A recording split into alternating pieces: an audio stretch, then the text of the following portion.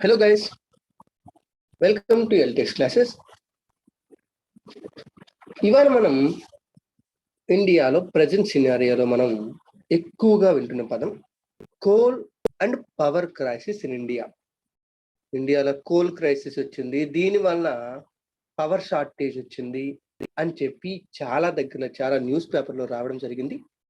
దాని గురించి అది ఎంతవరకు నిజం, ఓకే, అది నిజం అయితే దానికి కారణాలు ఏంటి, అలాగే అసలు కోల్ గురించి అసలు ఇండియాలో కోల్ క్రైసిస్ వస్తే ఇంత బాధపడాల్సిన అవసరం ఏంటి, కొన్ని ఫుడ్ క్రైసిస్ వచ్చిందంటే ఫుడ్ కోసం బాధపడచ్చు, ఫుడ్ దొరకట్లేదు జనాలు చనిపోతారని చెప్పి, కానీ కోల్ క్రైసిస్ వస్తే ఎందుకు బాధపడుతున్నారు, ఇది ఒక మేజర్ మనం పట్టించుకోవాల్సిన విషయంగా ఎందుకు ఇప్పుడు ఇది వచ్చింది అనే విషయాలన్నింటినీ మనం ఖచ్చితంగా చూసుకోవాలి. దీంతో పాటు కోల్కి సంబంధించిన కొన్ని స్టాటిస్టిక్స్ గురించి కూడా కంపల్సరీగా మాట్లాడుకోవాలి. ఓకే, వీటన్నిటిని మనము క్లియర్గా ఇవాళ టాపిక్ లో క్లియర్గా వీటన్నింటినీ కూడా డిస్కస్ చేస్తా ఉన్నామండి. ఓకే, అయితే అంతకంటే ముందు we have a small announcement. LTX classes UPSC infinity ప్రోగ్రామ్ని ఎప్పటి నుంచో లాంచ్ చేసిందండి. అయితే ఈ యూపీఎస్సి ఇన్ఫినిటీ ప్రోగ్రామ్ అనేది మీకు కేవలం 60,000 రూపాయల్లో మొత్తం లైఫ్ టైం వ్యాలిడిటీతో లభిస్తుందండి. ఓకే, అయితే ఇది కూడా మీరు ఈజీగా మంత్లీ 5,000 రూపీస్ ఈఎంఐ రూపంలో కూడా పే చేసుకునే సదుపాయమైనది ఎల్టీఎస్ క్లాసెస్ మీకు కల్పిస్తుంది. అయితే ఇప్పుడు మీకు ఇది చెప్పడానికి కారణం ఏంటి అంటే, ప్రెసెంట్ కొత్త బ్యాచ్లు స్టార్ట్ అవుతూ ఉన్నాయి. అలాగే ఈ ప్రైస్ ఏదైతే ఉందో 20,000 రూపాయల ప్రైస్ ఏదైతే ఉందో ఇది October 31st ఎండ్ అయిపోతుంది. ఆ తర్వాత ఫీజు రివైజ్ చేయడం అనేది జరుగుతుంది. ఓకే, అందుకని చెప్పి ఏదైనా ఒక నిర్ణయం తీసుకోవాలనుకుంటే ఎల్టీఎక్స్ క్లాసెస్ లో మీకు ఎలాంటి డౌట్లు ఉన్నా, అంటే ఎలాంటి అడ్మిషన్స్ సంబంధించి కానీ ఎటువంటి ఇన్ఫర్మేషన్ కావాలన్నా కూడా మీరు LTXclasses.com అనే వెబ్సైట్ ని విజిట్ చేయొచ్చు, లేదా ఇంటర్నెట్ నుంచి LTX క్లాసెస్ అనే యాప్ని గూగుల్ ప్లే స్టోర్ నుంచి డౌన్లోడ్ చేసుకోవచ్చు, లేదా మీకు ఇంకా ఇన్ఫర్మేషన్ కావాలనుకుంటే 7893-899-553 అనే నెంబర్ని కాంటాక్ట్ చేసినా కూడా మీకు కంప్లీట్ ఇన్ఫర్మేషన్ అనేది రావడం జరుగుతుంది. Okay, take your own decision, తొందరగా నిర్ణయం తీసుకోండి, ఎందుకంటే ప్రైసెస్ రివైజ్ అయిపోయిన తర్వాత అనవసరంగా ఫీల్ అయ్యే అవకాశం తెచ్చుకోకూడదు. ఓకే, అయితే ఇప్పుడు మనం స్టఫ్లోకి వెళ్తే కోల్ క్రైసిస్ ఇన్ ఇండియా ఏం చెప్తున్నారంటే, మొత్తం ఏ న్యూస్ పేపర్లో చూసినా ఎక్కడ కూడా ఒకటే న్యూస్ ఏంటి అంటే, ఇండియాలో ఉన్న 135 థర్మల్ పవర్ ప్లాంట్స్ అంటే కోల్ బేస్డ్ పవర్ ప్లాంట్స్ లో కోల్ స్టాక్ క్రిటికల్ స్టేజ్కి వచ్చేసింది. ఒకనొక టైంలో ఏమన్నారంటే, ఆ కోల్ స్టాక్ అనేది యావరేజ్ కోల్ స్టాక్ అనేది 4 days కంటే కూడా తగ్గిపోయింది. యావరేజ్ కోల్ స్టాక్ అనేది 4 days కంటే తగ్గిపోయింది అని చెప్పి చెప్తున్నారండి. ఓకే, అయితే అందుకని చెప్పి మనకి కోల్ క్రైసిస్ అనేది వచ్చిందని చెప్తున్నారు. ఓకే, అయితే ఈ కోల్ క్రైసిస్ రావడం వల్ల, ఎందుకంటే ఇండియాలో మెజారిటీ పవర్ ప్రొడక్షన్ అంతా కూడా కోల్ బేస్డ్ పవర్ ప్లాంట్స్ నుంచే జరుగుతుంది కాబట్టి ఆటోమేటిక్ గా కోల్ క్రైసిస్ వచ్చింది అనగానే మనం అందరము దేనికి రిలేట్ చేసుకుంటాం, దాన్ని ఖచ్చితంగా పవర్ షార్టేజ్ కి రిలేట్ చేసుకుందాము. మనం అనుకున్నట్టుగానే, అంటే ఇది నిజమా అబద్ధం అని తెలియకపోయినా కూడా రియల్ టైంలో మనము నియర్లీ ఒక 1 week before 2 weeks before current కోతల్ని చాలా ఎక్కువగా అబ్జర్వ్ చేశాము. ఓకే, అయితే దీని వెనక నెంబర్ ఆఫ్ రీజన్స్ అనేవి ఉన్నాయండి. ఇదేమి ఒక కారణం వల్ల, ఏదో ఇమీడియట్ రీజన్ వల్ల జరిగింది కాదు. అది లోకల్ గా మిస్గవర్నెన్స్ వల్ల కొంతవరకు అయితే, మిస్గవర్నెన్స్ తో పాటు మిగతా కారణాల వల్ల కూడా మనకి కోల్ షార్టేజ్ అనేది రావడం అనేది జరిగిందండి. ఓకే, అయితే కోల్ షార్టేజ్ గురించి, కోల్ క్రైసిస్ గురించి మాట్లాడే ముందు అసలు ఇండియాలో పవర్ ప్రొడక్షన్ ఎక్కడి నుంచి జరుగుతుంది, ఇది మనకి ఖచ్చితంగా తెలియాలి. ఓకే, అయితే ఇప్పుడు అంతకంటే ముందు ఒక పాయింట్ చెప్తాను, గుర్తుపెట్టుకోండి. ఓకే, ప్రెసెంట్ ఇండియా ముందు 2 సమస్యలు ఉన్నాయంటే, 2 ప్రాబ్లమ్స్ వచ్చి పడ్డాయి ఒకేసారి. ఏంటి అంటే, the first problem is increasing electricity demand. Okay, electricity demand పెరిగిపోయిందండి. ఎప్పుడంటే COVID-19 సెకండ్ వేవ్ కంప్లీట్ అయిపోయింది. COVID-19 సెకండ్ వేవ్ కంప్లీట్ అయిపోయిన తర్వాత కంప్లీట్ గా లాక్డౌన్ అన్ని కూడా గవర్నమెంట్ ఎత్తేసిందండి. పూర్తిగా లాక్డౌన్ ని అన్నిటిని ఎత్తేసింది. ఇండస్ట్రీస్ అన్ని కూడా ఫుల్ ప్లెజ్డ్ గా స్టార్ట్ అవ్వడం మొదలయ్యాయి. ఎప్పుడైతే ఇండస్ట్రీస్ ఫుల్ ప్లెజ్డ్ గా స్టార్ట్ అవ్వడం మొదలయ్యాయో ఇండియన్ ఎకానమీ కూడా పిక్ అవ్వడం, అంటే ఫాస్ట్ పేజ్ లో రన్ అవ్వడం మొదలు పెట్టింది. అయితే దీనితో పాటు పవర్ కన్జంప్షన్ కూడా నియర్లీ 17% ఇంక్రీజ్ అయిపోయింది. 2019 లో ఇదే time period August, September, October ఈ టైం పీరియడ్ తో కంపేర్ చేస్తే 2021 లో పవర్ డిమాండ్ 17% పెరిగిందండి. 17% పెరిగింది. At the same time global లెవెల్లో కోల్ ప్రైసెస్ 40% ఇంక్రీజ్ అయ్యాయి. కోల్ ప్రైసెస్ గ్లోబల్ లెవెల్లో 40% ఇంక్రీజ్ అయిపోయండి. ఓకేనా? దీన్ని బట్టి మీరు ఒక పాయింట్ ఖచ్చితంగా నోట్ చేసుకోవచ్చు. రిమెంబర్, ఈ పాయింట్ ని ఖచ్చితంగా గుర్తుపెట్టుకోండి. దీన్ని బట్టి మీ అజంప్షన్స్ మీరు ఊహించుకొని పక్కన పెట్టండి. ఓకే, కోల్ ప్రైసెస్ 40% ఇంక్రీజ్ అయ్యాయి. దీని వల్ల ఏమైంది అంటే ఇండియాలోకి కోల్ ఇంపోర్ట్స్ అనేవి డిక్రీజ్ అయిపోయాయి. ఎందుకు? మన దేశంలో అంతకంటే చీప్ కోల్ దొరుకుతుంది. పక్క దేశాల్లో 40% ఎక్కువ ప్రైస్ పెరిగిపోయింది. అక్కడి నుంచి మళ్ళీ ఇంపోర్ట్ చేసుకోవడానికి import cost, import duty, transportation cost, ఇవన్నిటితో పోల్చుకుంటే ఇండియాలో కొనుక్కోవడం బెటర్ అని చెప్పి ఉద్దేశంతో కోల్ ఇంపోర్ట్స్ 2 సంవత్సరాల్లో లీస్ట్ స్టేజ్కి వచ్చాయి అనమాట. 2 సంవత్సరాల్లో లీస్ట్ స్టేజ్కి వచ్చేసాయి. ఓకే, యాజ్ యు నో ఇండియాలో nearly 70-75% energy need, power need కాదండి, ఎనర్జీ అంటే రకరకాల ఎనర్జీస్ అన్ని నీడ్ అంతా మనకి కోల్ ద్వారానే జరుగుతుంది. ఓకే, అంటే పవర్ ప్లాంట్స్ నే కాదు, మిగతా ఇండస్ట్రీస్ అన్ని చూసుకున్నా కూడా వాటన్నిటిలో మెజారిటీ నీడ్ అనేది మనకి ఈ కోల్ ద్వారానే జరుగుతుంది. కాబట్టి ఖచ్చితంగా దీని యొక్క ఎఫెక్ట్ కోల్ ఇంపోర్ట్స్ తగ్గిపోయి అంటే ఏమవుతుందండి? ఆటోమేటిక్ గా డొమెస్టిక్ గా దొరికే కోల్ మీద ప్రెజర్ అనేది పెరిగిపోతుంది. ఓకే, డొమెస్టిక్ గా దొరికే కోల్ మీద ప్రెజర్ ఆటోమేటిక్ గా పెరిగిపోతుంది. అంటే ఇండియాలో ప్రొడ్యూస్ అయ్యే కోల్ కి డిమాండ్ పెరిగిపోయింది. ఓకే, డిమాండ్ పెరిగిందంటే దీన్ని బట్టి మీరు ఊహించుకోవచ్చు ఏంటది? డిమాండ్ పెరిగింది కాబట్టి సప్లై కూడా దానికి తగ్గట్టుగా పెరగాలి. ఒకవేళ సప్లై దానికి తగ్గట్టుగా పెరగకపోతే అదే మనకి కోల్ షార్టేజ్ అనమాట. అదే ప్రెసెంట్ మనకి రన్ అవుతున్న కోల్ క్రైసిస్ కి ఫస్ట్ రీజన్ అండి. అండ్ సెకండ్ రీజన్ ఏంటి అంటే రీసెంట్ టైమ్స్ లో వర్షాలు ఎక్కువగా పడ్డాయండి. వర్షాలు ఇవన్నీ కూడా ఎక్కువగా రావడం వల్ల మైన్స్ అన్ని కూడా వాటర్ తో నిండిపోయి దీనివల్ల కోల్ సేకరించడానికి కొంచెం కష్టపడాల్సి వచ్చింది. దానివల్ల కోల్ సప్లై అనేది నిజంగానే తగ్గింది. కొంతవరకు కోల్ సప్లై అనేది తగ్గింది అనమాట. లోకల్ కోల్ అవుట్పుట్ అనేది ఖచ్చితంగా డిక్రీజ్ అయ్యింది. ఓకే, కానీ దీనికి రీజన్స్ ఏమీ లేకపోవడం అంటే ఏం లేదండి. ఖచ్చితంగా ఇమీడియట్ రీజన్స్ ఉన్నాయి. ఏంటవి?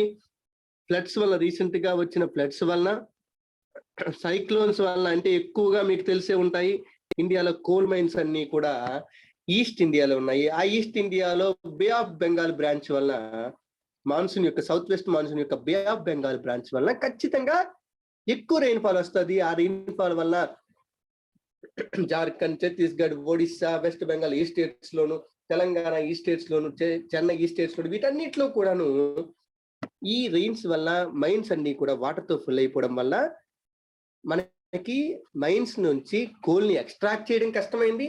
దాంతో పాటు మేజర్ ట్రాన్స్పోర్టేషన్ రూట్స్ అన్ని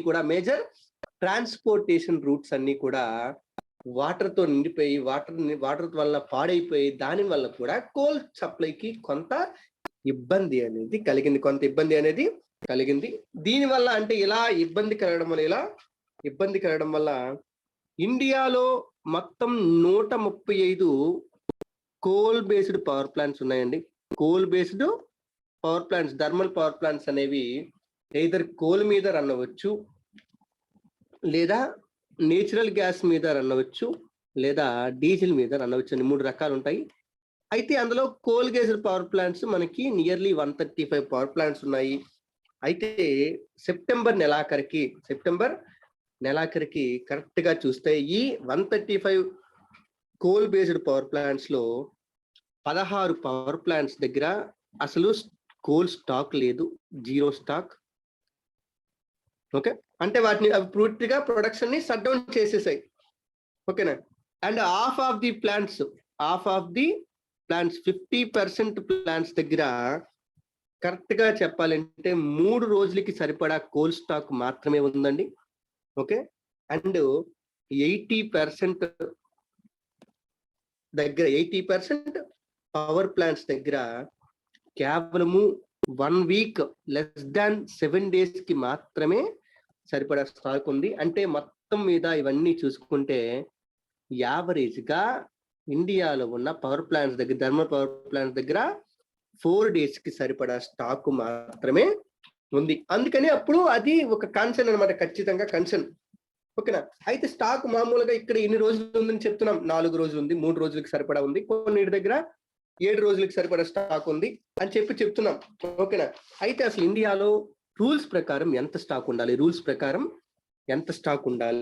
ఎంత స్టాక్ ఉండాలి అంటే అకార్డింగ్ టు ఓకేనా కోల్ స్టాకింగ్ రూల్స్ ప్రకారము there is a benchmark of 14 days of coal stock. ఓకేనా, అంటే ప్రతి థర్మల్ పవర్ ప్లాంట్ దగ్గర కనీసం 14 రోజులకి సరిపడా పవర్ ని ప్రొడ్యూస్ చేయగలిగేంత కోల్ అనేది ఖచ్చితంగా ఉండాలి. ఇది రూల్ అన్నమాట, కోల్ స్టాకింగ్ రూల్స్ లో ఇది రూల్ అన్నమాట. ఓకేనా, అయితే 14 రోజులు సరిపడా స్టాక్ ఉండాలి. అది కాస్త ఆగస్ట్ లోకి 13 రోజులకి వచ్చింది. ఆగస్ట్ తర్వాత సెప్టెంబర్, అక్టోబర్ కి ఎలా తగ్గిపోతూ వచ్చింది. ఓకేనా, అంటే దీనివల్ల ఏమైంది, కోల్ స్టాక్ 14 రోజులు ఉండాల్సింది కాస్త తగ్గిపోయింది కొన్ని ప్లాంట్స్ దగ్గర ఆటోమేటిక్ గా ఎక్కువగా ఉందండి. అన్ని ప్లాంట్స్ దగ్గర తగ్గిపోవడం అనేది ఎప్పుడు జరగదు కదా. కొన్ని ప్లాంట్స్ దగ్గర ఎక్కువగా ఉంది, కానీ కొన్ని ప్లాంట్స్ దగ్గర స్టాక్ అనేది తగ్గిపోయింది. ఈ స్టాక్ అనేది తగ్గిపోవడం వల్ల ఏమైందంటే చాలా దగ్గర పవర్ జనరేషన్ కెపాసిటీ కూడా తగ్గిపోయింది. ఇప్పుడే కాదు, ఈ మంతే కాదు, ఎప్పుడు జూన్, జూలై, ఆగస్ట్, సెప్టెంబర్ ఎప్పటి నుంచో కూడా పవర్ జనరేషన్ కెపాసిటీ తగ్గిపోయింది. అప్పుడే ఏం చేసిందంటే సెంట్రల్ గవర్నమెంట్ ఏం చేసిందంటే, అరే బాబు, వాళ్ళందరికీ మీటింగ్ పెట్టింది. వీళ్ళందరికీ మీటింగ్ పెట్టి వాళ్ళందరిని అడిగింది, అరే ఇప్పుడు 14 days బెంచ్ మార్క్ ఉండాలి కాబట్టి కొన్ని ప్లాంట్స్ దగ్గర 14 days స్టాక్ ఉంది, కొన్ని ప్లాంట్స్ దగ్గర అసలు స్టాకే లేదు, కానీ వాటికి సప్లై చేయడానికి మనకు కుదరట్లేదు.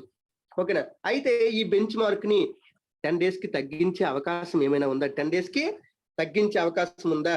ఒకవేళ 10 days కి తగ్గించామనుకోండి, అప్పుడు ఏమవుద్ది, వీటికి సప్లై చేయాల్సిన మెయిన్ పవర్ ప్లాంట్స్ కి సప్లై చేయాల్సిన కోల్ ని వేరే ప్లాంట్స్ కి బాగా ఎక్స్ట్రీమ్ గా ఎఫెక్ట్ అయిపోయినవి, ఓకేనా, ఎక్స్ట్రీమ్ గా స్టాక్స్ డిప్లీట్ అయిపోయిన ప్లాంట్స్ ఏవైతే ఉన్నాయో వాటికి డైవర్ట్ చేయడానికి అవకాశం ఉంటుంది అని చెప్పి గవర్నమెంట్ అడిగింది. కాకపోతే అలా ఆ విషయంలో ఎటువంటి యాక్షన్ తీసుకోలేదు.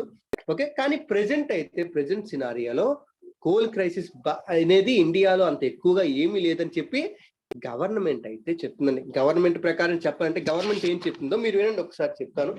అంటే అకార్డింగ్ టు ది గవర్నమెంట్ ఏం చేసిందంటే, ప్రజల్లో చాలా మిత్స్ ఉన్నాయి, అంటే అపోహలు ఉన్నాయి, దానికి మేము ఫ్యాక్ట్లు చెప్తామని చెప్పి ఒక డేటా కూడా రిలీజ్ చేసింది. ఏంటో డేటా అంటే, బయట అందరూ ఏం చెప్తున్నారు, గవర్నమెంట్ దగ్గర అదే ఇండియాలో ఉన్న మొత్తం అసలు ఇండియాలో కేవలము 4 days కి సరిపడా కోల్ మాత్రమే ఉంది అని చెప్తున్నారు. కాదండి, ఇండియాలోని థర్మల్ పవర్ ప్లాంట్స్ దగ్గర 4 days కి సరిపడా స్టాక్ ఉంది, కానీ ఇప్పటికీ కూడా వాటికి సప్లై జరుగుతూనే ఉంది.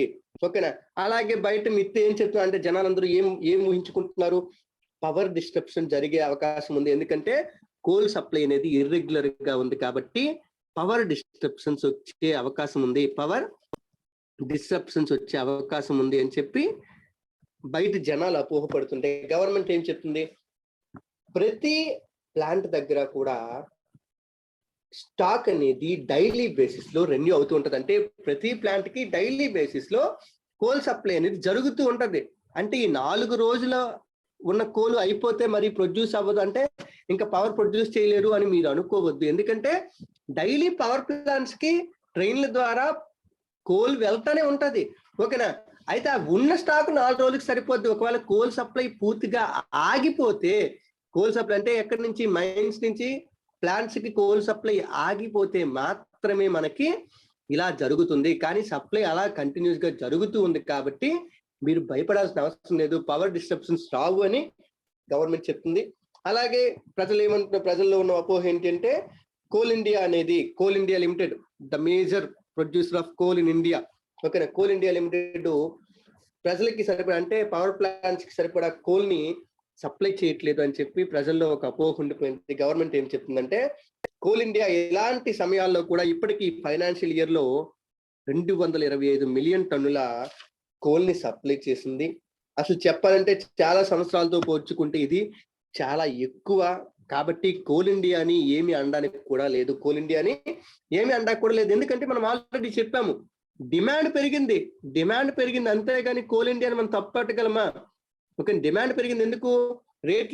బయట రేట్లు పెరిగిపోయాయి కాబట్టి బయట నుంచి వాళ్ళు ఇంపోర్ట్ చేసుకోకుండా ఇండియాలో ఉన్న కోల్ మీద డిపెండ్ అవుతున్నారు. కాబట్టి డిమాండ్ పెరిగింది అంతేగాని కోల్ ఇండియా సప్లై ఏమీ తగ్గలేదు. ఓకే, అలాగే ఇంకొకటి కూడా ప్రజల్లో ఒక మిత్ ఉంది, ఏంటి అంటే India will have a blackout due to coal crisis. ఇండియాలో కోల్ క్రైసిస్ వల్ల ఇండియాలో బ్లాక్అవుట్ అంటే కంప్లీట్ గా పవర్ డిస్ట్రప్షన్స్ ఇవన్నీ వచ్చేసి పూర్తిగా అంధకారంలోకి వెళ్ళిపోయే అవకాశం ఉంది అని చెప్పారు.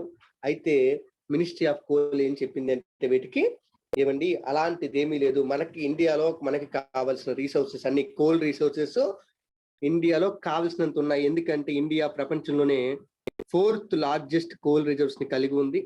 Okay, 4th largest coal reserves ని కలిగి ఉంది. అలాగే కోల్ ప్రొడక్షన్ లో కూడా ఇండియా 2nd ప్లేస్ లో ఉంది. ఓకే, మనకి కావాల్సిన కోల్ ని మనం ప్రొడ్యూస్ చేసుకోగలుగుతున్నాం. కాబట్టి ఇండియాలో కోల్ క్రైసిస్ వచ్చే అవకాశం లేదు అని చెప్పి గవర్నమెంట్ వాదిస్తుంది. ఓకే, ఇది గవర్నమెంట్ వాదన, అంటే నీది నాది కాదు, ఇది గవర్నమెంట్ చెప్పిన పాయింట్స్ అండి. ఓకే, అయితే ఇవన్నీ పక్కన పెట్టండి. ఇప్పుడు నిజంగా ఇండియాలో పవర్ సెక్టార్ ఎలా ఉంది? ఓకే, పవర్ సెక్టార్ అందరూ అంటున్నారు 70% పవర్ కోల్ మీదే జనరేట్ అవుతుంది అని అంటున్నారు చాలా మంది. మీరు వినే ఉంటారు, నిజంగా 70% పవర్ కోల్ బేస్డ్ గా జనరేట్ అవుతుందా? కాదు. Coal based power generation recent years లో చాలా తగ్గిపోయింది. ఓకే, ఎందుకంటే ఇండియా రెన్యూబుల్ ఎనర్జీ వైపు నడుస్తూ ఉంది. ఆ క్రమంలో కోల్ బేస్డ్ పవర్ ని అలా స్లోగా తగ్గించుకుంటూ వచ్చేస్తుంది. ఓకే, అసలు చెప్పాలంటే ఇప్పుడు ఇండియాలో 70% 75% పవర్ జనరేషన్ కోల్ నుంచి జరగట్లేదు. ఓకేనా, ఎనర్జీ రిక్వైర్మెంట్ అయితే ఉంది, అంటే పవర్ జనరేషన్ కోసం కాకుండా స్టీల్ ప్లాంట్స్ కోసం కానీ అదర్ ఇండస్ట్రీస్ కోసం కానీ ఇలా అయితే రిక్వైర్మెంట్ ఉంది. కానీ కేవలము కోల్ కోసమే అంటే పవర్ కోసం అయితే కోల్ మీద ఎక్కువగా డిపెండ్ అయ్యే అవకాశం లేదు. దీనికోసం మీకు ఒక ఇన్ఫర్మేషన్ చూపిస్తాను, చూడండి ఒకసారి. మినిస్ట్రీ ఆఫ్ పవర్ ఇచ్చిన ఇన్ఫర్మేషన్ చూపిస్తానండి ఇప్పుడు.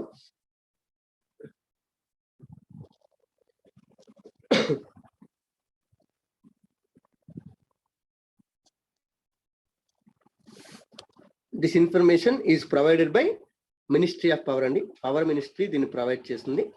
ఓకే, ఇప్పుడు power sector at a glance all India, ఆ మొత్తం ఇండియా వైడ్గా చూసుకుంటే ఇండియాలో పవర్ సెక్టార్ యొక్క సిచ్యువేషన్ చూసుకుంటే సెంట్రల్ సెక్టార్ లోనేమో 25.2% ప్రొడక్షన్ జరుగుతుంది. స్టేట్ సెక్టార్ లో 26.7%, అంటే స్టేట్ కంట్రోల్లో 26.7% ప్రొడక్షన్ జరుగుతుంది. సెంట్రల్ కంట్రోల్లో 25.2% జరుగుతుంది. మిగతా 48.2% ఏమో ప్రైవేట్ ప్లేయర్స్. ఓకేనా, ప్రైవేట్ ప్లేయర్స్ ద్వారా ప్రొడక్షన్, ప్రైవేట్ కంపెనీల ద్వారా పవర్ ప్రొడక్షన్ అనేది జరుగుతుంది. టోటల్ గా చూసుకుంటే ఇండియాలో power generation capacity, installed generation capacity ఎంత అంటే 3,88,849 3,88,849 మెగావాట్స్. ఇది ఇండియాలో పవర్ జనరేషన్ కెపాసిటీ, ఇండియాలో పవర్ జనరేషన్ కెపాసిటీ అండి. ఓకే, అయితే ఇందులో మెజారిటీ వాటా ఏంటి? ఇది చూడండి. As on 30/9/2021 according to central electricity authority ఇచ్చిన డేటా ప్రకారం ఇది. ఓకే, అయితే ఇప్పుడు ఇందులో మేజర్ పవర్ ప్రొడక్షన్ ఏ సెక్టార్ల ద్వారా జరుగుతుంది? Install generation capacity as on 30/9/2021 A sector ఎంత పవర్ ప్రొడ్యూస్ చేస్తుంది? ఓకేనా, ఇండియాలో చూస్తే ఫాజిల్ ఫ్యూల్స్ ద్వారా 60.2% పవర్ ప్రొడక్షన్ ఫాజిల్ ఫ్యూల్స్ ద్వారా జరుగుతుంది. అండ్ 39.8% ప్రొడక్షన్ ఏమో నాన్ ఫాజిల్ ఫ్యూల్స్ ద్వారా జరుగుతుంది. ఓకే, ఫాజిల్ ఫ్యూల్స్ అంటే ఏంటి? ఫాజిల్ ఫ్యూల్స్ అనగానే కోల్ అండ్ లిగ్నైట్, కోలు లిగ్నైట్ రెండు ఒకటేనండి. కాకపోతే లిగ్నైట్ అనేది కొంతమంది కోల్గా పరిగణిస్తారు, కొంతమంది కోల్గా పరిగణించరు. అంటే లిగ్నైట్ కోల్లో ఒక టైప్ గా కొంతమంది లిగ్నైట్ ని చెప్తారు. ఓకే, కోల్లో మెయిన్ మనకి ఏముంటాయి, anthracite, bituminous, lignite and peat. Anthracite, బిట్యుమినస్,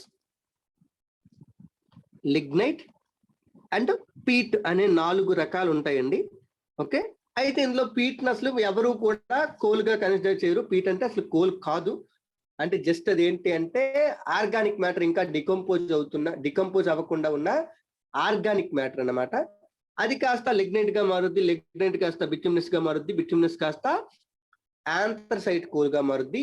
ఈ ప్రాసెస్ జరగడానికి కొన్ని వందల కాదు, కొన్ని లక్షల సంవత్సరాలు పడుతుందని, కొన్ని లక్షల సంవత్సరాలు పడుతుంది. అన్నిటికంటే క్వాలిటీ కోలు ఆంథ్రసైట్ కోల్, అన్నిటికంటే ఎక్కువ క్వాలిటీ ఉన్న కోల్ ఆంథ్రసైట్ కోలు.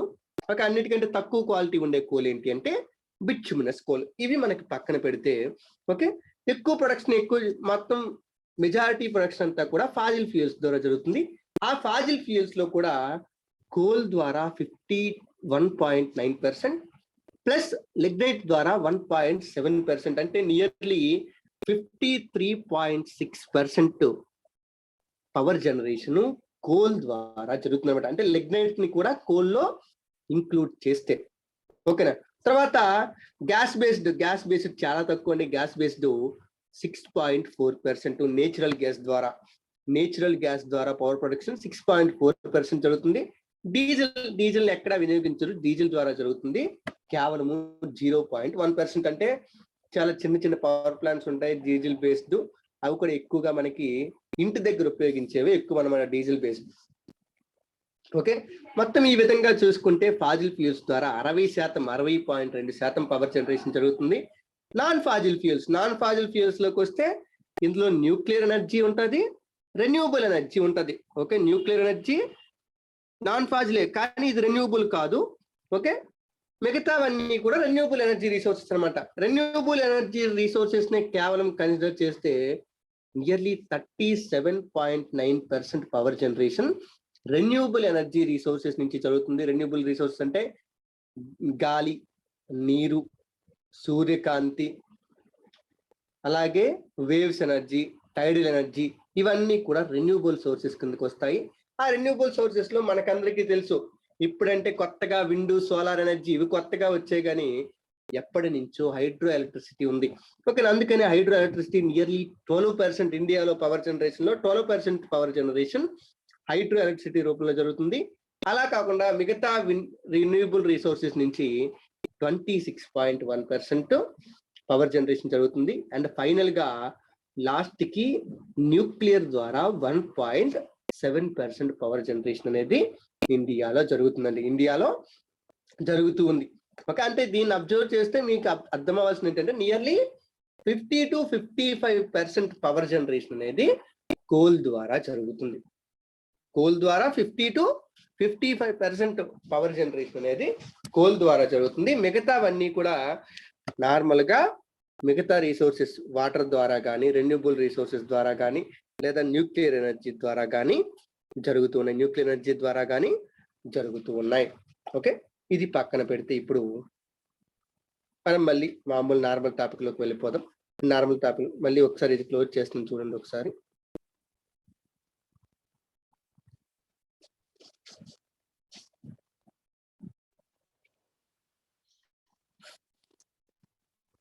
ఇప్పుడు కోల్ స్టాటిస్టిక్స్ ఇది కంపల్సరీగా తెలుసుకోవాలండి. ఇప్పుడు కోల్ క్రైసిస్ గురించి మనం డీటెయిల్ గా రాయాలంటే కోల్ స్టాటిస్టిక్స్ గురించి మనకి నాలెడ్జ్ లేకుండా కోల్ గురించి మనం ఎటువంటి డీటెయిల్స్ కూడా రాయలేము. ఒకవేళ మెయిన్స్ ఆన్సర్ రైటింగ్ లో అడిగినా కూడా కోల్ గురించి కొన్ని స్టాటిస్టిక్స్ కంపల్సరీగా తెలియాలి. Okay, first around the world reserves చూసుకుంటే, కోల్ రిజర్వ్స్ ఎక్కువగా ఉన్న దేశం యుఎస్ఏ అండి. యుఎస్ఏ తర్వాత రష్యా తర్వాత ఆస్ట్రేలియా తర్వాత చైనా తర్వాత ఇండియా తర్వాత ఇండోనేషియా. ఓకే, ఇవి మనకి మేజర్ కోల్ రిజర్వ్స్ ఉన్న కంట్రీస్ అండి. ఓకేనా, మేజర్ కోల్ రిజర్వ్స్ ఉన్న countries USA, Russia, Australia, China, India. యుఎస్ఏలో నియర్లీ 24% కోల్ రిజర్వ్స్ ఉన్నాయండి. ఒక యుఎస్ఏ దేశంలోనే 24% కోల్ రిజర్వ్స్ ఉన్నాయి. ఇండియాలో అయితే మొత్తం కోల్ రిజర్వ్స్ లో 10% కోల్ రిజర్వ్స్ ఇండియాలో ఉన్నాయండి. 10% కోల్ రిజర్వ్స్ ఇండియాలో ఉన్నాయి. ఓకే, ఇది పక్కన పెడితే రిజర్వ్స్ వేరు, ప్రొడ్యూస్ చేయడం వేరండి. ఓకేనా, కొంతమందికి రిజర్వ్స్ ఉన్నాయి ఎక్కువగా ప్రొడ్యూస్ చేయరు, కొంతమంది రిజర్వ్స్ తక్కువ ఉన్నాయి ఎక్కువ ప్రొడ్యూస్ చేస్తూ ఉంటారు. ఓకేనా, ఆ విధంగా ప్రొడ్యూసర్స్ విషయానికి వస్తే ఎక్కువగా కోల్ ని ప్రొడ్యూస్ చేస్తున్న కంట్రీ చైనా అండి. ప్రపంచంలో 46% కోల్ ప్రొడక్షన్ చైనా నుంచి జరుగుతుంది. ఆ తర్వాత ఇండియాలో 9%, యుఎస్ఏలో 9% కోల్ ప్రొడక్షన్ జరుగుతుందండి. ఓకే, అయితే ఇంత ప్రొడ్యూస్ చేస్తున్నారు, ఈ ప్రొడ్యూస్ చేసింది ఆ దేశాలకి సరిపోతుందా అంటే ఖచ్చితంగా సరిపోదు. అందుకని ఏం చేస్తున్నారు, ఖచ్చితంగా అంటే మనం ఏం చేయాలి, కన్జ్యూమర్ ఎంత కన్జ్యూమ్ చేస్తున్నారు. కన్జ్యూమర్స్ లో ఎవరు ఫస్ట్ ఉన్నారు, కన్జ్యూమర్ లో కూడా చైనా టాప్ ప్లేస్ అండి. 51% వరల్డ్ కోల్ లో 51% కోల్ ని చైనా కన్జ్యూమ్ చేస్తుంది. తర్వాత ఇండియా ఏమో 11% కోల్ ని కన్జ్యూమ్ చేస్తుంది. అలాగే యుఎస్ఏ ఏమో 9% కోల్ ని కన్జ్యూమ్ చేస్తుంది. ఓకే, అయితే ఇప్పుడు ఇండియాకి చైనాకి ప్రొడక్షన్ కంటే కన్జంప్షన్ ఎక్కువగా ఉంది. కాబట్టి ఏం చేయాలి, ఖచ్చితంగా ఇంపోర్ట్ చేసుకోవాలి. ఓకే, ఆ ఇంపోర్ట్ చేసుకునే కంట్రీస్ ఏంటి ఎక్కువగా అంటే China, India and Japan are the major importers of the coal in the world. Okay, import చేసుకుంటున్నారు. మరి ఆ దేశాలకి ఎక్స్పోర్ట్ చేసే కంట్రీస్ ఏవి, వాళ్ళకి ఎవరో ఒకరు ఇవ్వాలి కదా. ఓకే, ఎక్స్పోర్ట్ చేసే కంట్రీస్ ఏవి అంటే మీరు కరెక్ట్ గా అబ్జర్వ్ చేస్తే ఇండోనేషియా, ఆస్ట్రేలియా ఇవి ఉన్నాయి చూసారా, ఇవి ఎక్కువగా కోల్ ని ఎక్స్పోర్ట్ చేసే కంట్రీస్. ఈ రెండు పేర్లు చాలా ఇంపార్టెంట్ అండి. ఇండోనేషియా, ఆస్ట్రేలియా, రష్యా, యుఎస్ఏ ఇవి టాప్ ఎక్స్పోర్టర్స్ అనమాట కోల్లో. అంటే టాప్ ఇందులో ఉన్నవన్నీ కూడా రష్యా, ఆస్ట్రేలియా, యుఎస్ఏ, ఇండోనేషియా. అంటే ఇందులో చైనా, ఇండియా తప్పితే మిగతావన్నీ కూడా టాప్ ఎక్స్పోర్టర్స్ లిస్ట్ లో ఉన్నాయి. రిసోర్సెస్ ఎవరికైతే ఉన్నాయో వాళ్ళే ఎక్కువగా ఎక్స్పోర్ట్ చేస్తా ఉన్నారు. ఓకే, అంటే ఇక్కడ క్లియర్ గా అబ్జర్వ్ చేస్తే ఇండియా అన్నింటిలో కూడా టాప్ లో ఉంది. రిజర్వ్ లోని వన్ ఆఫ్ ది టాప్ లో ఉంది, ప్రొడక్షన్ లోను టాప్ లో ఉంది, కన్జ్యూమర్స్ లో సెకండ్ టాప్ కంట్రీగా ఉంది, ఇంపోర్ట్స్ లో సెకండ్ టాప్ కంట్రీగా ఉంది. కానీ ఎక్స్పోర్ట్స్ లో మాత్రం తక్కువ. ఎందుకంటే మనకి సరిపడా కోల్ రిజర్వ్స్ లేవు. మనం ఇంకా వేరే వాళ్ళకి ఎక్కడి నుంచి ఎక్స్పోర్ట్ చేయగలం, ఖచ్చితంగా ఎక్స్పోర్ట్ చేయలేము. ఓకే, ఇండియాలో నియర్లీ 5th ప్లేస్ లో అనుకుంటా, 1 2 3 4 5 5th ప్లేస్ లో ఉన్నాయి రిజర్వ్స్ రూపంలో. అయితే ఇండియాలో కోల్ రిజర్వ్స్. అయితే ఈ రిజర్వ్స్ ఇండియాలో ఏ స్టేట్స్ లో ఉన్నాయి, ఓకేనా, ఇండియాలో ఏ స్టేట్స్ లో ఉన్నాయి అంటే ఇది చూసుకుంటే మొత్తం ఇండియాలో ఉన్న కోల్ రిజర్వ్స్ అంతా ఇప్పుడు ప్రెజెంట్ డేటా ప్రకారము 319 బిలియన్ టన్నుల కోల్ రిజర్వ్స్ ఉన్నాయండి. ఇండియాలో 319 బిలియన్ టన్నుల కోల్ రిజర్వ్స్ ఉన్నాయి. అందులో మెజారిటీ అన్ని కూడా ఈస్టర్న్ స్టేట్స్ లో ఉన్నాయి. జార్ఖండ్, ఇదంతా కూడా నేను రాసింది డిక్రీజింగ్ ఆర్డర్ అండి. Okay, Jharkhand, Odisha, Chhattisgarh, west Bengal, Madhya Pradesh, Telangana and Maharashtra. Okay, these are the states which are having top reserves of coal in India. ఇండియాలో కోల్ రిజర్వ్స్ ఎక్కువగా ఉన్నవి ఈ మెయిన్ స్టేట్లు అండి. అన్ని కూడా ఈస్ట్ ఇండియన్ స్టేట్లే. ఇవి కాకుండా అరుణాచల్ ప్రదేశ్, అస్సాము, ఆంధ్రప్రదేశ్, బీహార్, ఉత్తరప్రదేశ్, మేఘాలయ, నాగాలాండ్, సిక్కిం ఇలాంటి స్టేట్స్ లో కూడా కొంచెం కొంచెం రిజర్వ్స్ అనేవి ఉన్నాయి. అలాగే లిగ్నైట్ రిజర్వ్స్ అనేవి మనకి ఎక్కువగా తమిళనాడు స్టేట్ లో లొకేట్ అయి ఉన్నాయి. లిగ్నైట్ రిజర్వ్స్ అనేవి తమిళనాడు స్టేట్ లో లొకేట్ ఉన్నాయి. అక్కడే మనకి నైవేలి లిగ్నైట్ కార్పొరేషన్ అనేది కూడా ఉంటుంది. మీరు దాని గురించి ఆల్రెడీ ఎప్పుడో ఒకప్పుడు వినే ఉంటారు. ఓకే, అయితే ఇండియాలో ఇంత రిజర్వ్స్ ఉన్నాయి. అయితే ఇంత రిజర్వ్స్ ఉంటే ఈ రిజర్వ్స్ లో ఇండియా ఎంత కోల్ ని ప్రొడ్యూస్ చేస్తుంది? ఓకే, రిజర్వ్స్ ఉండడం వేరు, ప్రొడ్యూస్ చేయడం వేరు కదా. ఎంత కోల్ ని ఇండియా ప్రొడ్యూస్ చేస్తుంది? ఇండియా ఎంత కోల్ ని ప్రొడ్యూస్ చేస్తుంది అంటే 2019-2020 డేటా ప్రకారము ఇండియా ఆ సంవత్సరం ప్రొడ్యూస్ చేసిన కోళ్ళు యాన్యువల్ గా సంవత్సరానికి ప్రొడ్యూస్ చేసిన కోల్ ఎంత అంటే 730.87 మిలియన్ టన్స్. ఓకే, రిజర్వ్స్ ఏమో 319 బిలియన్ టన్స్ ఉన్నాయి కదా, అందులో 730.87 మిలియన్ టన్నుల కోల్ని ప్రొడ్యూస్ చేసింది. ఓకేనా, అందులో మెయిన్ ప్రొడక్షన్ ఎవరిది అంటే మెయిన్ ప్రొడక్షన్ ఎవరిదో మీరు ఈజీగా గెస్ట్ చేయొచ్చు. ఎవరు అంటే కోల్ ఇండియా లిమిటెడ్. ఎక్కువగా ఇండియాలో కోల్ ని ప్రొడ్యూస్ చేసేది, ఇండియాలో కోల్ మైన్స్ ఎక్కువగా ఎవరి కంట్రోల్లో ఉన్నాయంటే కోల్ ఇండియా మరియు దాని యొక్క సబ్సిడరీస్ చేతుల్లో ఇవన్నీ ఉన్నాయండి.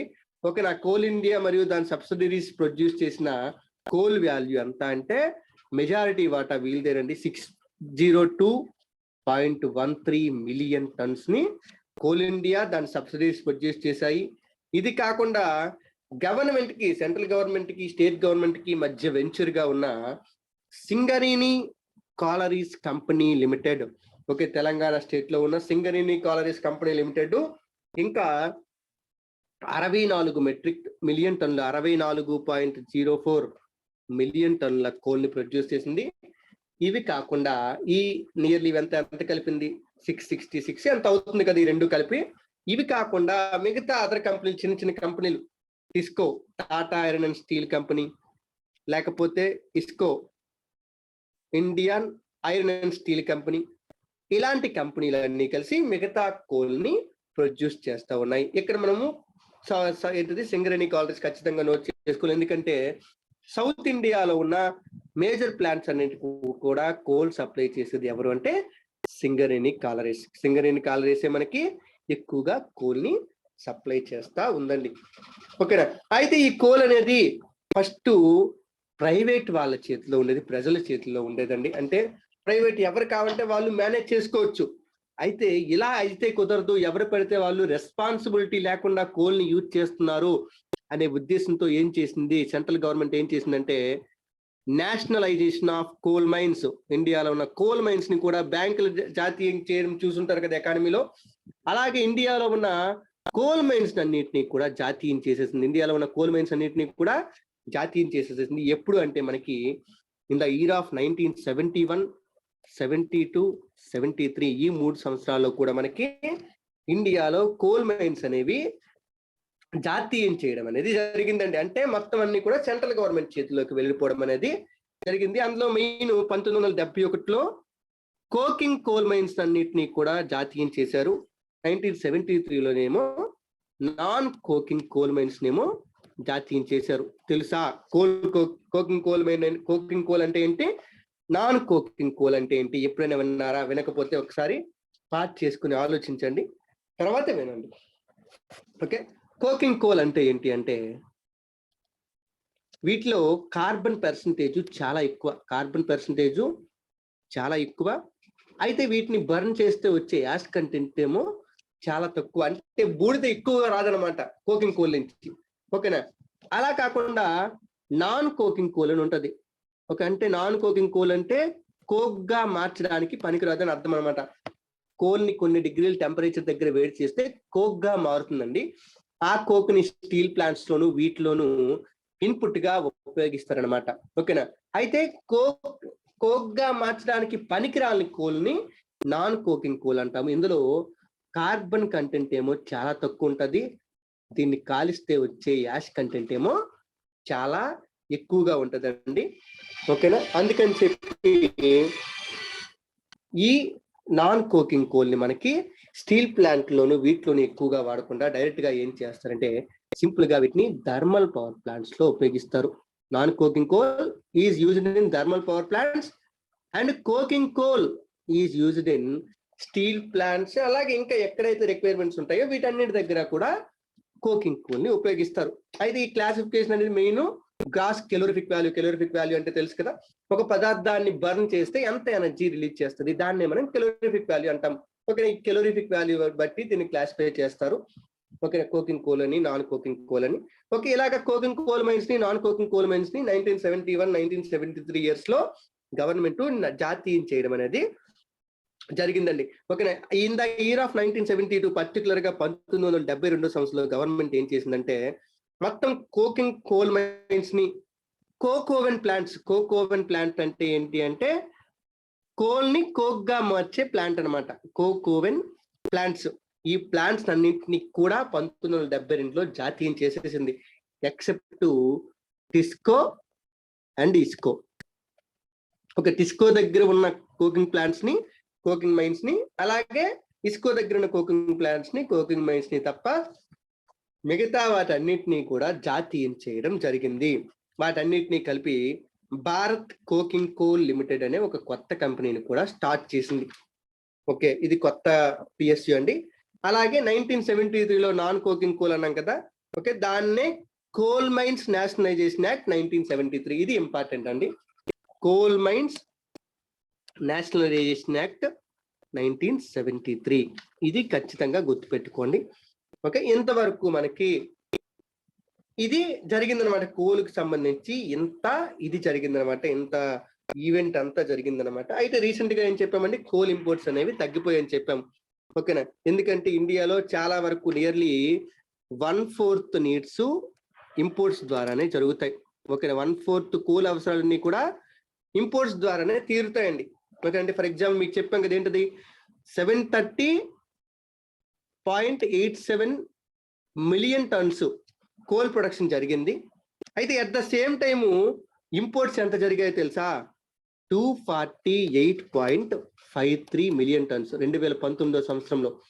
ఓకే, అంటే నియర్లీ ఎంత కరెక్ట్ గా దగ్గర అప్రాక్సిమేట్ గా చెప్పాలంటే 3/4 ఏమో ఇండియాలో ప్రొడ్యూస్ అయిన కోలు, 1/4 ఏమో ఇంపోర్ట్ చేసుకున్న కోల్ అన్నమాట. ఓకేనా, ఎక్కువగా మనకి ఇండియాలో కోకింగ్ కోల్ ని, నాన్ కోకింగ్ కోల్ ని రెండింటినీ కూడా ఇంపోర్ట్ చేసుకుంటారు. కోకింగ్ కోల్ ఎవరికి కావాలి చెప్పాం కదా, స్టీల్ ప్లాంట్స్ కావాలి కాబట్టి స్టీల్ అథారిటీ ఆఫ్ ఇండియా, అలాగే వేరే స్టీల్ మ్యానుఫ్యాక్చరింగ్ కంపెనీస్, ఇవన్నీ కూడా కోకింగ్ కోల్ ని ఇంపోర్ట్ చేసుకుంటాయి. అలాగే power plants, thermal power plants, లేకపోతే సిమెంట్ మ్యానుఫ్యాక్చరింగ్ కంపెనీస్, ఓకే, లేకపోతే sponge iron plants, sponge iron producing plants, ఇవన్నీ కూడా నాన్ కోకింగ్ కోల్ ని ఇంపోర్ట్ చేసుకుంటాయి, నాన్ కోకింగ్ కోల్ ని ఇంపోర్ట్ చేసుకుంటాయి. ఓకే, ఈ విధంగా మనకి ఇంపోర్ట్స్ అనేవి చెప్పాము ఆల్రెడీ. ఇంపోర్ట్స్ చాలా వరకు తగ్గిపోయాయి, కారణం ఏంటి అంటే ఇంటర్నేషనల్ లెవెల్లో కోల్ ప్రైసెస్ ఇంక్రీజ్ అయిపోవడం వల్ల, ఇంటర్నేషనల్ లెవెల్లో కోల్ ప్రైసెస్ అనేవి ఇంక్రీజ్ అయిపోవడం వల్ల ఈ విధంగా జరిగింది. దీని గురించి మనం ఆల్రెడీ డిస్కస్ చేసామండి. ఓకే, అయితే ఇప్పుడు ఫైనల్ గా మనం కోల్ క్రైసిస్ లోకి ఎంటర్ అయితే, కోల్ క్రైసిస్ ఎందుకు వచ్చింది సింపుల్ గా చెప్పాం. పవర్ షార్టేజ్, పవర్ డిమాండ్ పెరిగింది. పవర్ డిమాండ్ ఎందుకు పెరిగింది, ఇండస్ట్రీస్ అన్ని కూడా వర్క్ అవ్వడం మొదలు పెట్టాయి కాబట్టి పవర్ డిమాండ్ పెరిగింది. ఈ పవర్ డిమాండ్ పెరగడం వల్ల పవర్ డిమాండ్ తో పాటు కోల్ డిమాండ్ కూడా పెరిగింది. అయితే కోల్ డిమాండ్ పెరగడంతో పాటు కోల్ ఇంపోర్ట్స్ తగ్గిపోవడం వల్ల ఏమైంది, దాని యొక్క ఇంపాక్ట్ కూడా కోల్ యొక్క డిమాండ్ ని ఇంకా విపరీతంగా పెంచేసింది. ఓకేనా, ఈ విధంగా చూసుకుంటే దీనివల్ల ఏమైందంటే కోల్ సప్లై అనేది ఇండియాలో ఉన్న నీడ్స్ కి సరిపోలేదు. ఇండియాలో జరుగుతున్న కోల్ సప్లైకి ఎటువంటి మ్యాచింగ్ లేకుండా అయిపోయింది అనమాట. ఓకేనా, అయితే అందరికీ తెలుసు ఇండియాలో మేజర్ గా కోల్ ప్రొడ్యూస్ చేసేది కోల్ ఇండియా లిమిటెడ్. ఇండియాలోని 80% coal production coal India limited నుంచి జరుగుతుంది. అయితే గ్లోబల్ లెవెల్లో కోల్ ప్రైసెస్ పెరిగిపోవడం వల్ల, దాంతో పాటు ట్రాన్స్పోర్టేషన్ కాస్ట్స్ పెరిగిపోవడం వల్ల ఈ ప్లాంట్స్ అని ఏం చేసి అన్నాము, ఇంపోర్ట్స్ ని తగ్గించేసాయి. ఇంపోర్ట్ ని తగ్గించడం వల్ల ఏమైంది, ఈ కోల్ ఇండియా మీద ప్రెజర్ అనేది బిల్డ్ అయింది. ప్రెజర్ అనేది బాగా ఇంక్రీజ్ అయిపోయింది. ఎందుకంటే డొమెస్టికల్ గా దొరికే కోల్ కి డిమాండ్ అనేది పెరిగిపోయింది. ఓకేనా, అయితే దీనికి కూడా ఒక కారణం ఉందండి.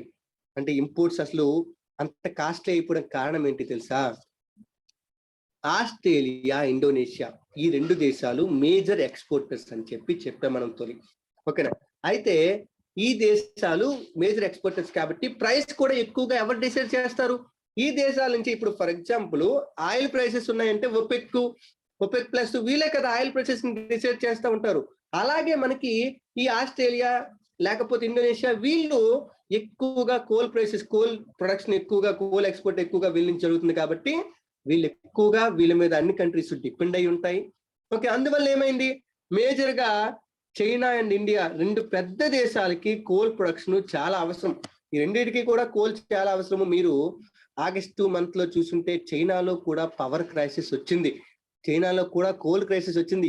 కేవలం ఇండియానే కాదండి, ఇప్పుడు కోవిడ్-19 సిచ్యువేషన్ లో చూసుకుంటే ఇండియాతో పాటు చాలా దేశాలు కోల్ క్రైసిస్ ని, పవర్ క్రైసిస్ ని ఎదుర్కొన్నాయి. అందులో చైనా అనేది ఒక మేజర్ కంట్రీ. కాబట్టి ఇండియా ఒక్కటే అని చెప్పి మనం ఫీల్ అవ్వడానికి ఎటువంటి అవకాశం కూడా లేదు. ఓకే, అయితే కోల్ ప్రైసెస్ పెరిగిపోయి ఇంటర్నేషనల్ లో పెరిగిపోవడం వల్ల ఇంపోర్ట్స్ తగ్గిపోయాయని చెప్పాం. అయితే మీకు డౌట్ రావచ్చు, సార్ కోల్ ఇండియా ప్రైసెస్ పెంచేసింది అనుకోండి, ఆటోమేటిక్ గా రెండు ప్రైసెస్ ఒకటే కాబట్టి ఇంపోర్ట్స్ పెరుగుతాయి కదా, అంటే వాళ్ళు ఇంకెందుకు కోల్ ఇండియా దగ్గర కొనమని చెప్పి మళ్ళీ ఇంపోర్ట్ చేసుకునే అవకాశం ఉంది కదా, ఇంపోర్ట్స్ కూడా పెరిగే అవకాశం ఉంది కదా, అది మనం ఆలోచించాలి కదా. కానీ ఏంటి అంటే మాక్సిమం కేసెస్ లో ఇండియాలో పొలిటికల్ సిచ్యువేషన్ ప్రకారము కోల్ ప్రైసెస్ అనేవి పెరగవండి. పెరగడం అనేది చాలా వరకు రేర్ అన్నమాట. చెప్పాలి అంటే చాలా సంవత్సరాల నుంచి గ్లోబల్ లెవెల్లో కోల్ ప్రైసెస్ అలా ఇంక్రీజ్ అవుతున్నా సరే కోల్ ఇండియా మాత్రం సేమ్ ప్రైసెస్ ఉంచింది. కారణం ఏంటి అంటే దీనికి పొలిటికల్ గా ఇది ఒక సెన్సిటివ్ డెసిషన్ అన్నమాట. పెట్రోల్ రేట్లు పెంచితేనే దారుణంగా ఇప్పటికి ఇండియాలో రియాక్షన్ ఎలా ఉందో, ప్రజల రియాక్షన్ ఎలా ఉందో అందరికీ తెలుసు. అలాంటిది దానికి తోడు కోల్ ప్రైసెస్ కూడా పెరిగాయి అనుకోండి, అది ఖచ్చితంగా ఇది ఒక పొలిటికల్ గా సెన్సిటివ్ డెసిషన్. కాబట్టి మాక్సిమం గవర్నమెంట్స్ ఏవి కూడా ఇలాంటి ఒక డెసిషన్ ని తీసుకోవడానికి ముందుకు రావు.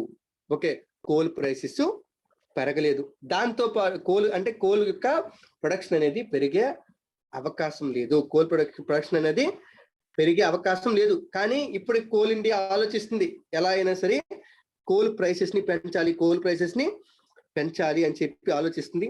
దాంతో పాటు మీరు ఇంకొక నోట్ చేసుకోవాల్సిన పాయింట్ ఏంటి అంటే ఇండియాలో ఉన్న పవర్ టారిఫ్ అంటే ఒక యూనిట్ మనం ఇంట్లో వినియోగించే ఒక యూనిట్ పవర్ కి ఎంత పే చేస్తున్నాం, ఎంత 2 రూపీస్ 3 రూపీస్ ఎంత ఉంటుంది.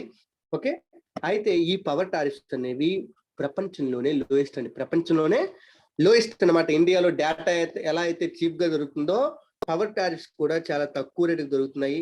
అయితే ఈ పవర్ టారిఫ్స్ అన్నిటినీ కూడా ఎవరి మీద పడుతున్నాయి అయితే నిజంగా వాళ్ళకి లాభాలు వస్తున్నాయి. ఆ పవర్ మనకి ఇంత రేటుకి అమ్మితే గవర్నమెంట్కి ఏం లాభం వస్తుంది ఒకసారి చెప్పండి. గవర్నమెంట్ అంటే ఎవరు అమ్ముతారు? మనకి డిస్కమ్స్ అమ్ముతాయి, డిస్ట్రిబ్యూషన్ కంపెనీస్ మనకు అమ్ముతాయి. అయితే వాళ్ళకి లాభం వస్తుందా? వాళ్ళకి లాభం రాదు. లాభం రాకపోతే ప్రైస్ పెంచొచ్చు కదా, ప్రైస్ పెంచరు. ఎందుకు పెంచరు? గవర్నమెంట్ పెంచనివ్వదు. గవర్నమెంట్ కి నెగిటివ్ ఇంపాక్ట్ వస్తుంది కాబట్టి గవర్నమెంట్లు ప్రైస్లు పెంచనివ్వు. మరి నష్టం అంతా ఎవరి మీద పడుతుంది? ఈ డిస్కమ్స్ మీదే ఆ లాస్ అంతా పడుతుంది. ఈ డిస్కమ్స్ మీద లాస్ పడడం వల్ల ఏమవుతుంది తెలుసా? ఈ డిస్కమ్స్ కోల్ ఇండియాకి చాలా బాకీలు ఉన్నాయి, ఆ బాకీల్ని పే చేయడం మానేసి ఎందుకంటే అవి ఆల్రెడీ లాసెస్ లో ఉన్నాయి. ఓకేనా, అవి ఆల్రెడీ లాసెస్ లో ఉన్నాయి కాబట్టి అవి కోల్ ఇండియాకి తమ బాకీల్ని పే చేయడం మానేసి ఈ విధంగా కోల్ ఇండియా అది కూడా ఒక క్రైసిస్ లో ఉండిపోయింది. అది ఏం చెయ్యాలో తెలియని పరిస్థితి. అవతల ప్రైసెస్ పెంచితే గవర్నమెంట్ ఒప్పుకోదు. ఓకేనా, ప్రైసెస్ పెంచకపోతే కోల్ ఇండియా సస్టైన్ అవ్వలేని పరిస్థితి. ఓకేనా, ఈ విధంగా కోల్ ఇండియా అనేది అటు ఇటు కాని పరిస్థితుల్లో ఉండిపోయిందండి. ఓకే, అయితే ఇవన్నీ పక్కన పెడితే లాస్ట్ కి ఇలా కోల్ క్రైసిస్ వచ్చింది. ఇండియాలో కోల్ అనేది సరిపోవట్లేదు, ఇది నిజం. గవర్నమెంట్ ఎన్ని ఎక్స్ప్లెనేషన్ చేసినా కూడా ఇది కొంతవరకు నిజం. కొంతవరకు అందులో మరీ ఎగ్జాగరేషన్స్, కొన్ని న్యూస్ పేపర్లు, కొన్ని పొలిటికల్ పార్టీస్ మరీ సిచ్యువేషన్ ఎగ్జాగరేట్ చేసినా కూడా అందులో ఖచ్చితంగా ఎంతో కొంత నిజం ఉంది. ఓకే, అలాగే లేటెస్ట్ గా ఈ టైంలో ఇంపోర్ట్స్ అనేవి పెరిగే అవకాశం లేదు. ఎందుకంటే క్రిసిల్ తెలుసు కదా, క్రిసిల్ అని చెప్పి ఒక రేటింగ్ ఏజెన్సీ ఉంటది. క్రిసిల్ అనేది ఏం చెప్పింది అంటే మాక్సిమం కేసెస్ లో ఆస్ట్రేలియా, ఇండోనేషియా కోల్ ప్రైసెస్ ని ఇంకా ఇంక్రీజ్ చేసే అవకాశం ఉంది. దానివల్ల కోల్ ప్రైసెస్ ఇంటర్నేషనల్ లో ఇంకా ఎక్కువ అయిపోయే అవకాశం ఉంది. ఎందుకంటే చైనా నుంచి, ఇండియా నుంచి డిమాండ్ బాగా పెరిగిపోయింది కాబట్టి ఆటోమేటిక్ గా కోల్ ప్రైసెస్ ఇంకా ఇంక్రీజ్ అవుతాయి. ఇంకా ఇంక్రీజ్ అయితే ఏమవుద్ది? ఇండియాలో లోకల్ ఇంపోర్టర్స్ ఇంకా డొమెస్టిక్ కోల్ మీద ఇంకా డిపెండెన్స్ పెరిగిపోయింది. దీనివల్ల ఇంకా కోల్ ఇండియా మీద ప్రెషర్ అనేది ఇంకా ఎక్కువగా బిల్డ్ అయిపోయే అవకాశం ఉంది. ఇంకా ఎక్కువగా బిల్డ్ అయిపోయే అవకాశం ఉంది. ఓకే, ఇలా జరగకుండా ఉండాలి అంటే మీరేం సజెషన్ ఇవ్వచ్చు? మీరైతే ఏం సజెషన్ ఇస్తారు? ఏం చేయొచ్చు జనరల్ గా చూడాలి అంటే? కోల్ క్రైసిస్ తగ్గాలి అంటే గవర్నమెంట్ ఏం చేయొచ్చు? సింపుల్ గా కోల్ ఇండియా కోల్ యొక్క ప్రైస్ ని ఇంక్రీజ్ చేయొచ్చు. కోల్ యొక్క ప్రైస్ ని ఇంక్రీజ్ చేయొచ్చు. కోల్ యొక్క ప్రైస్ ఇంక్రీజ్ అయిందంటే ఏమవుద్ది? ఆటోమేటిక్ గా కోల్ ప్రైస్ ఇంక్రీజ్ అయింది కాబట్టి ఇంటర్నేషనల్ లెవెల్ కంటే కోల్ ప్రైస్ ఎక్కువగా ఉందనుకోండి, వాళ్ళు ఏం చేస్తారు? ఇండియాలో కోల్ కొనడం మానేసి మళ్ళీ ఇంపోర్ట్స్ మీద ఆధారపడతారు. ఆ విధంగా కోల్ ఇండియా మీద ప్రెజర్ తగ్గుతుంది. కానీ దీనివల్ల కూడా ఇంకొక నెగిటివ్ ఇంపాక్ట్ ఉంది. ఏంటా ఇంపాక్ట్? కోల్ ఇండియా మీద ప్రెజర్ తగ్గిన కోల్ రేట్లు విపరీతంగా పెరిగిపోయాయి కాబట్టి ఆటోమేటిక్ గా that will result in increased in power tariffs. ఖచ్చితంగా పవర్ టారిఫ్స్ పెరిగిపోతాయి. అది గవర్నమెంట్ మీద ఖచ్చితంగా ఒక అడ్వర్స్ ఎఫెక్ట్. అంటే ఈ నిర్ణయాన్ని అంతగా అమలు చేయలేం. ఓకే, సెకండ్ ఏముంది? కోల్ ప్రొడక్షన్ ని పెంచొచ్చు. కోల్ ప్రొడక్షన్ ని పెంచొచ్చు. ఓకే, ఇప్పుడున్న కోల్ ప్రొడక్షన్ కంటే ఇంకా వేరే డెసిషన్ తీసుకొని కోల్ ప్రొడక్షన్ ని తక్కువ మామూలుగా మన నీడ్స్ కి, మన డొమెస్టిక్ నీడ్స్ కి సరిపోయే విధంగా పెంచొచ్చు. ఈ పని ఆల్రెడీ కోల్ ఇండియా ఈ పని చేయడం ప్రారంభించింది. ఆల్రెడీ కోల్ ఇండియా ఇలా అవుట్పుట్ ని పెంచడం ప్రారంభించింది. కోల్ ఇండియా కానీ ఎన్టీపీసీ కానీ ఇవన్నీ కూడా వీటిని పెంచడం ప్రారంభించింది. అలాగే గవర్నమెంట్ కూడా ఏం చేస్తుంది? దీనికోసం కోల్ ప్రొడక్షన్ పెంచడానికి ఎక్కువ మైన్స్ ని ఉపయోగంలోకి తీసుకురావడానికి ట్రై చేస్తుంది. ఇప్పటికీ కూడా ఎక్స్ప్లోర్ చేయని మైన్స్ కొన్ని ఉంటాయి కదా, వాటన్నింటినీ కూడా యూసేజ్ లోకి తీసుకురావడం మొదలు పెట్టింది. అలాగే ఇక్కడ మనం ఇంకొక సజెషన్ ఏమొచ్చు అంటే, ఇండియన్ గవర్నమెంటే ఇంపోర్ట్స్ ని పెంచింది అనుకోండి, కోల్ ఇంపోర్ట్స్ ని పెంచింది అనుకోండి, ఆటోమేటిక్ గా ఇండియాలో ఉన్న డొమెస్టిక్ కోల్ ప్రొడక్షన్ మీద ప్రెజర్ అనేది తగ్గుతుంది. డొమెస్టిక్ కోల్ ప్రొడక్షన్ మీద ప్రెజర్ అనేది తగ్గుతుంది. ఓకే, ఇవి మనము సజెస్ట్ చేయొచ్చు. ఇంకా మీరు ఆలోచించండి, ఇంకా ఏమేం చెప్పొచ్చు? ఇండియాలో కోల్ క్రైసిస్ గురించి బయటపడాలి, కోల్ క్రైసిస్ నిజంగా రాకుండా ఉండాలి. ఓకే, ప్రెసెంట్ అయితే అంత ఎక్కువగా డీప్ గా అయితే లేదు. మాక్సిమం కేసెస్ లో కోల్ క్రైసిస్ అనేది కొంతవరకు కంట్రోల్లోకి వచ్చింది. ఓకే, కానీ ఇంకా ఏం చేయొచ్చు? ఇంకా ఏమేం చేస్తే మీరు కోల్ క్రైసిస్ నుంచి ఇండియా బయటపడవచ్చు? మీ ఆలోచనలు ఏవైతే ఉన్నాయో అవి కామెంట్ సెక్షన్ లో తెలియచేయండి. ఓకే, అలాగే ఈ కోల్ క్రైసిస్ వల్ల దేని మీద ఇంపాక్ట్ ఉంటుంది? దేని మీద ఇంపాక్ట్ ఉంటుంది? ఎక్కువగా దేని మీద ఇంపాక్ట్ ఉంటుంది? ఫస్ట్ ఇంపాక్ట్, ద మేజర్ అంటే వెంటనే ఇంపాక్ట్ అయ్యేది పవర్ జనరేషన్.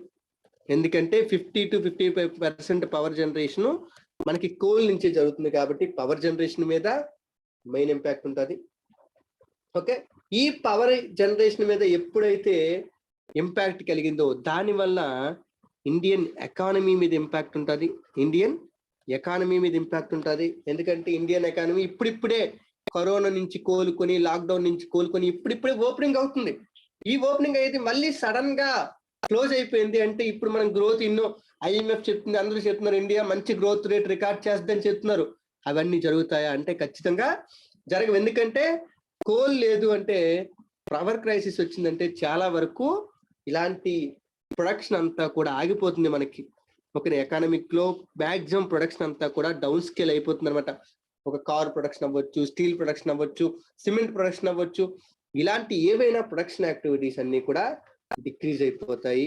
ఓకే, ఇలా మనకి నెంబర్ ఆఫ్ ఇంపాక్ట్స్ అనేవి కోల్ క్రైసిస్ వల్ల ఉంటాయి. స్టీల్ ప్రొడక్షన్ తగ్గిపోతుంది, ఆటోమొబైల్స్ ప్రొడక్షన్ తగ్గిపోతే ఆటోమేటిక్ గా మీరు ఆల్రెడీ అబ్జర్వ్ చేసి ఉంటారు, రీసెంట్ టైమ్స్ లో వినే ఉంటారు, సిలికాన్ ఓకేనా, semi conducting materials, semi conductors తో తయారైన చిప్స్ ఎక్కువగా దొరకపోవడం వల్ల కార్ కంపెనీస్ ఆల్రెడీ కొంత క్రైసిస్ ని ఫేస్ చేస్తున్నాయి. ఇప్పుడు ఒక్కొక్క కారు డెలివరీ అవ్వాలంటే నియర్లీ 1 month కాదు 1 year వరకు వెయిట్ చేయాల్సిన పరిస్థితి ఉంది కొన్ని కార్లకైతే.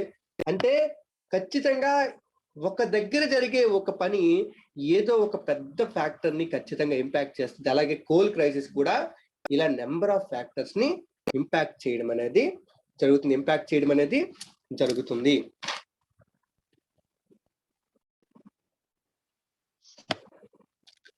ఇది మనకి సింపుల్ గా చెప్పాలంటే ఇండియాలో జరుగుతున్న కోల్ క్రైసిస్ గురించి డీటెయిల్ గా ఇన్ఫర్మేషన్ అండి. ఓకే, చాలా వరకు ఇన్ఫర్మేషన్ ని నేను కవర్ చేసి ఉండొచ్చు, చాలా వరకు ఇన్ఫర్మేషన్ ని కవర్ చేయకపోయి కూడా ఉండొచ్చు, ఎందుకంటే అన్ని కవర్ చేయడం ఎవరికన్నా కూడా పాసిబుల్ కాదు. ఓకే, ఇంకా ఏమైనా మీరు డేటా ఉంటే మాక్సిమం డేటా మీకు ఏవైతే డౌట్లు వచ్చాయో అవన్నీ ఒక దగ్గర రాసి పెట్టుకొని, నేను చెప్తున్న క్లాస్ విన్నంత వరకు మీకు ఏ డౌట్స్ వచ్చాయో అవన్నీ కూడా ఒక దగ్గర రాసి పెట్టుకొని వాటన్నింటినీ కూడా ఇంటర్నెట్ లో సెర్చ్ చేసుకొని ఖచ్చితంగా ఈ కోల్ క్రైసిస్ ని ఒక ఇంపార్టెంట్ పాయింట్ గా దీని మీద ఒక డీటెయిల్డ్ ప్రాజెక్ట్ అంతా రెడీ చేసి పెట్టుకోండి. ఓకే, ఖచ్చితంగా, ఎందుకంటే ఇది మెయిన్స్ లో అడగొచ్చు, మేబీ అడిగే అవకాశం ఉంది, ఎవరు చెప్పలేరు. ఈ మెయిన్స్ లో అడగొచ్చు, నెక్స్ట్ ఇయర్ మెయిన్స్ లో అడగొచ్చు, ఎప్పుడైనా అడగొచ్చు. కాబట్టి దీన్ని ఒకసారి ఖచ్చితంగా డీటెయిల్ గా చదువుకుంది. అలాగే ఫ్యాక్చువల్ డేటా కూడా మనకి ఎప్పుడు అవసరం అవుద్ది, ఫ్యాక్చువల్ డేటా అనేది ఎప్పుడు అవసరం అవుద్ది. అలాగే ఫైనల్ గా నేను ఒక పాయింట్ చెప్పాలనుకుంటున్నాను, ఏంటి అంటే సార్ ఇప్పుడు కోల్ క్రైసిస్ అన్నారు కదా, ఓకే, ఎందుకు ఎంత బాధపడడం, ఎందుకు పవర్ ని స్టోర్ చేస్తే అయిపోయేది కదా. ఓకేనా, పవర్ అసలు ఇప్పుడు ఈ రోజు కోల్ 4 రోజులకు ఉందన్నారు, 4 రోజుల తర్వాత కోల్ లేకపోతే పవర్ ఆగిపోయిద్దా, పవర్ ఎలా ఆగిపోయిద్ది, ఇప్పుడు అసలు మనకి పవర్ ఎక్కడి నుంచి వస్తుంది అని మీకు ఒకవేళ డౌట్ వచ్చుంటే ఇటు ఒకసారి వినండి. ఓకే, ఏంటి అంటే మీరు ఇప్పుడు ఈ సెకండ్ లో మీరు ఉపయోగిస్తున్న ఎలక్ట్రిసిటీ అనేది, అంటే మీ ఇంట్లో ఫ్యాన్ తిరుగుతుంది, లైట్ వెలుగుతుంది, లేకపోతే టీవీ చూస్తున్నారు, ఆ పవర్ ఏదైతే ఉందో అది ఈ టైంలో ఒక పవర్ ప్లాంట్ దగ్గర ప్రొడ్యూస్ అయ్యి మీ ఇంటికి ట్రాన్స్మిషన్ జరిగి వచ్చిన పవర్ మాత్రమే. గుర్తుపెట్టుకోండి, ఇక్కడ మనకి ఇంటర్నేషనల్ లెవెల్లో ఎక్కడ కూడా ఇంత పవర్ ని స్టోర్ చేసేంత కెపాసిటీ లేవు. కాబట్టి ఈ టైంలో నువ్వు వాడుతున్న పవర్ ఈ టైంలో ఆ ప్లాంట్ లో ప్రొడ్యూస్ అయింది అంతే.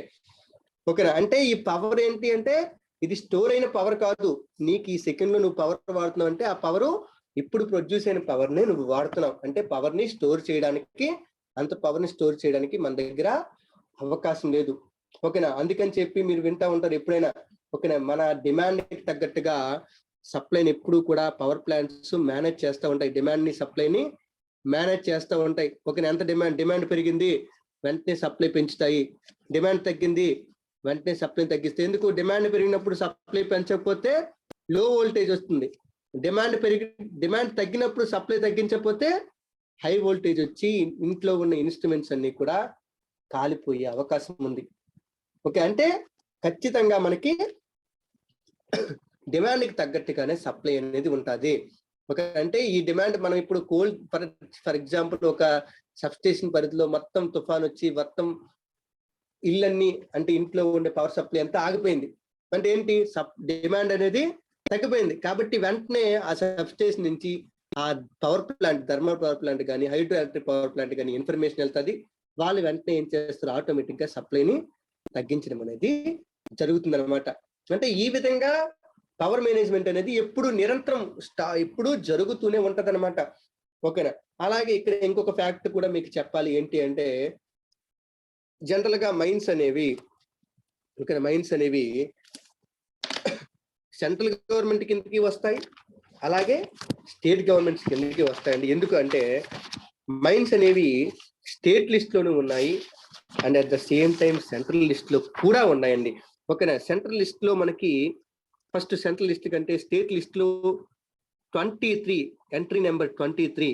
ఓకేనా, ఎంట్రీ నెంబర్ 23లో regulation of mines and minerals మనకి స్టేట్ లిస్ట్ లో మెన్షన్ చేయబడింది. అంటే దీన్ని బట్టి అర్థం ఏంటి, మాక్సిమం మైన్స్ అన్ని కూడా స్టేట్ చేతిలోకి వస్తాయి. కానీ at the same time central list లో ఎంట్రీ నెంబర్ 54 అనేది in the interest of public, in the general interest of public, అంటే in public interest the central government can also regulate mines ని central government కూడా regulate చేయొచ్చు. దీనికోసం central government MMDR act 1957 ని pass చేసింది.